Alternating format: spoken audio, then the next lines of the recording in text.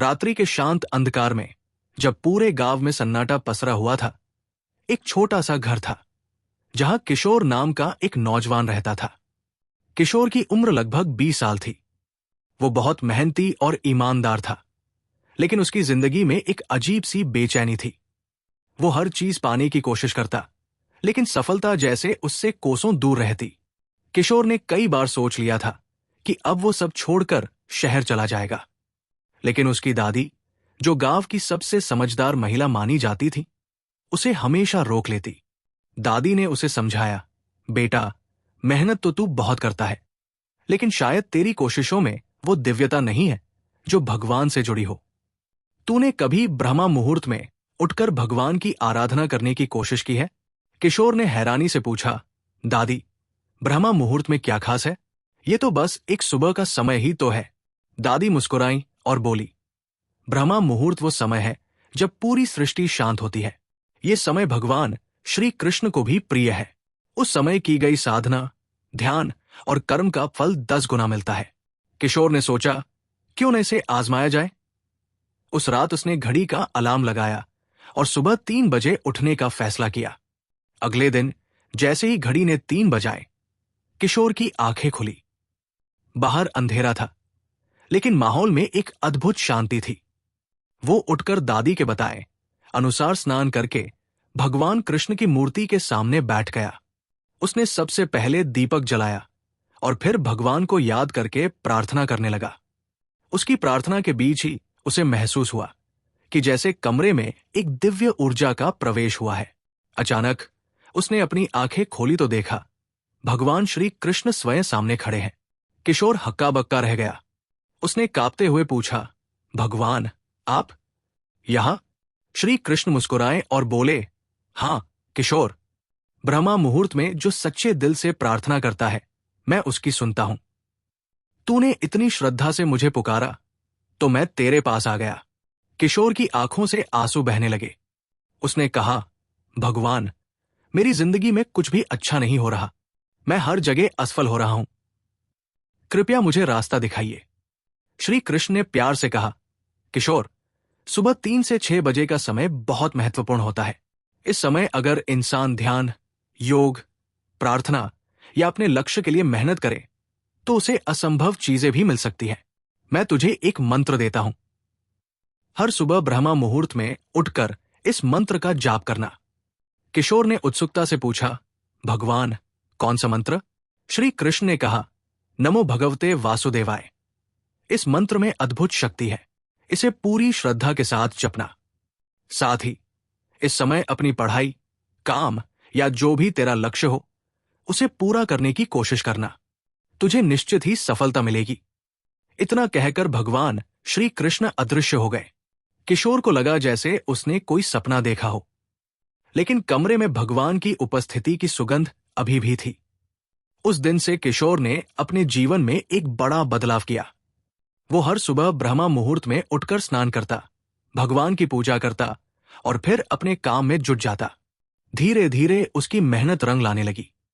जो काम पहले असंभव लगते थे, वे अब आसानी से होने लगे। उसकी पढ़ाई में भी सुधार हुआ और गांव में उसकी मेहनत की चर्चा होने लगी।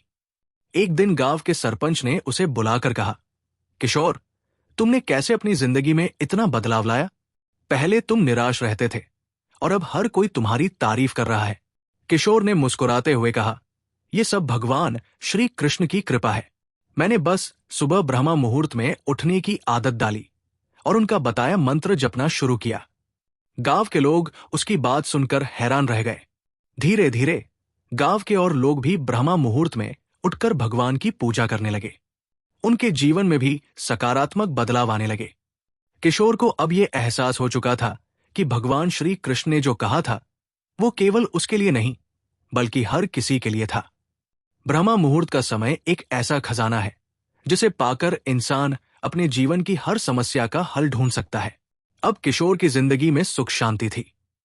उसने अपनी मेहनत और भक्ति के बल पर अपने सपनों को साकार कर लिया। वो अब गांव के बच्चों को भी सिखाने लगा कि कैसे सुबह के समय का उपयोग करके अपनी जिंदगी बदली जा सकती है। इस तरह किशोर की कहानी हर किसी के लिए एक प्रेरणा बन गई। श्री कृष्ण का यह संदेश कि सुबह 3 से 6 बजे का समय सबसे अनमोल है, सभी के दिलों में बस गया। कहानी का दूसरा भाग शुरू होता है। किशोर की सफलता और भगवान श्री कृष्ण के दर्शन की कहानी धीरे धीरे आसपास के गांवों में भी फैल गई। लोग उससे मिलने आते और उससे सीखने की कोशिश करते। एक दिन गांव में एक व्यापारी आया जिसका नाम रघु था। रघु ने किशोर से कहा, मुझे सुना है कि ब्रह्मा मुहूर्त में उठने से चमत्कार होते हैं, लेकिन मेरे लिए ये असंभव है। मैं रात भर अपने व्यापार के काम में लगा रहता हूं और सुबह जल्दी उठना मेरे लिए बहुत मुश्किल है। किशोर ने मुस्कुराते हुए जवाब दिया, रघु भाई, शुरुआत में यह मुश्किल लगता है, लेकिन अगर आप दृढ़ निश्चय करें तो यह संभव है। भगवान श्री कृष्ण ने मुझे जो मंत्र दिया है उसे हर सुबह जपने से आपका मन और शरीर अपने आप अनुशासन में आ जाएगा। रघु ने सोचा, क्यों न इसे एक बार आजमा कर देखा जाए।